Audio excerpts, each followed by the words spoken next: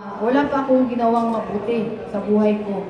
Pero for the first time lang sana, makagawa lang naman sana ako at may pagmalaki ako ng aking mga anak. So, atong December, no, actually December 23 na lang ko, December 23 talaga ako nakaalis kasi talagang pinipigilan nila ako yan, pirmahan mo yan kasi ganito ganyan.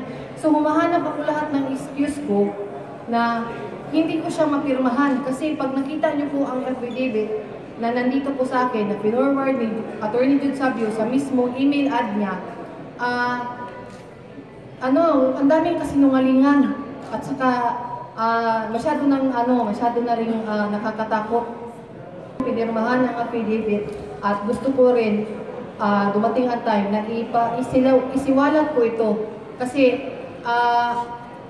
kahit sino yung talaga matempt sa kanila kasi napakabilis ng pera sa kanila lalo na pag sabihin mo na actually hindi mo sasabihin nila itong sasabihin mo ganito ganyan, i-chat mo sa akin para i-ano ko o yun ay ang ginagawa, hindi lang ako actually marami kami.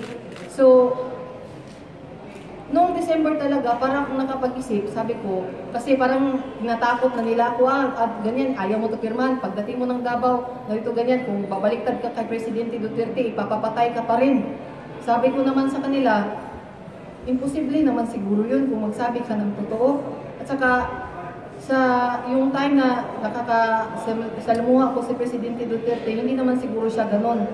At saka, at the time pa rin, marami pa rin silang marami kasi akong picture together with PRRD. Kinuha rin yun nila sa gallery ko. Pina-upload yun nila, yung mga picture na yun. Kaya sabi nga nila sa akin, mas kumbinsido ka kasi na maging witness kasi una-una, babae ka. Tapos, wag na muna tayong focus na masyado doon sa patayan dahil ang gusto nila is sa drugs. Ang plano nila na lalantad ako is sa international court sa ICC. So sabi nila sa akin, alam ko naman hindi nila ibibigay kasi ang gusto nila, mag-sign muna ako sa affidavit bago nila ibigay yung pera. So, nung December, nagka-talo-talo na kami kasi pinadalhan pa ako ng 35,000 through sa M. Luwiller, no? Kaya para daw na ilipat daw ako doon sa sa Cagayan.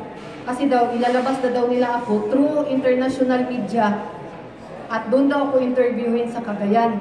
So,